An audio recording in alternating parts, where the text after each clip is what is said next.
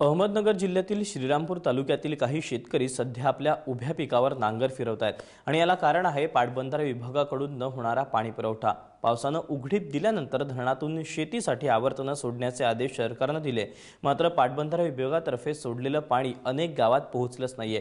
त्यामुळे शेतकऱ्यांमध्ये संतापाचे वातावरण आहे।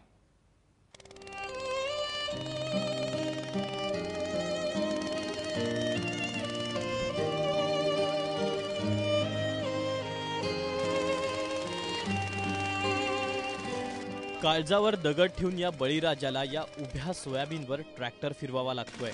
ऐन पावसाळ्यातील हे विदारक चित्र आहे अहमदनगर जिल्ह्यातील श्रीराम तालुक्यातलं। पाटबंधारे विभागातील गलथान कारभाराचा हा परिणाम।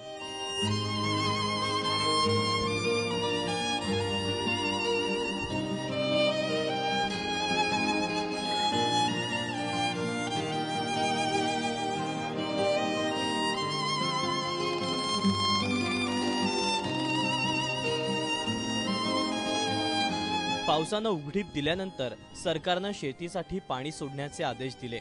नाशिकच्या नांदूर मध्यमेश्वर मधून गोदावरीच्या कालव्यांमध्ये पाणी सोडलं गेलं, मात्र हे पाणी कालव्याच्या शेवटी असणाऱ्या गोंडेगाव आणि परिसरात पोहोचलंच नाही।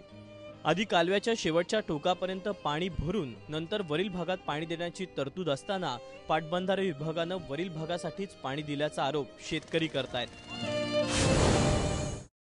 आता गोदावरी पूर्ण क्षमतेने वाहिलेली, सगळ्यांनी बघितलेलं आहे जायकवाडी किती क्षमतेने भरलं आणि आमचं जे हक्काचं पाणी होतं हे आम्हाला आज बी मिळत नाही। ज्यावेळेस आमचा शेतकरी उभा राहायची वेळ आली, यावर्षी पाऊस पानकाळ चांगला वाटला, तर ॲक्च्युली आमचे मित्र जे बोलले ते खरं आहे।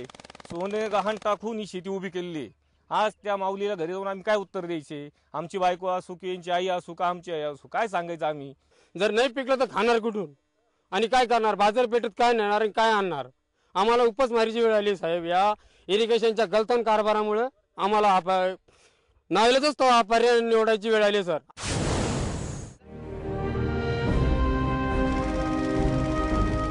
गोंडेगाव परिसरातील 215 कुटुंब आणि 700 एकर जमीन याच पाण्यावर अवलंबून आहे। मात्र आता पाणीच नसल्याने पीक माना टाकायला लागली आहेत। जमिनीला खोलवर भेगा पडल्यात। डोळ्यासमोर पीक जळताना पाहण्यापेक्षा शेतकऱ्यांनी त्यावर नांगर फिरवलाय।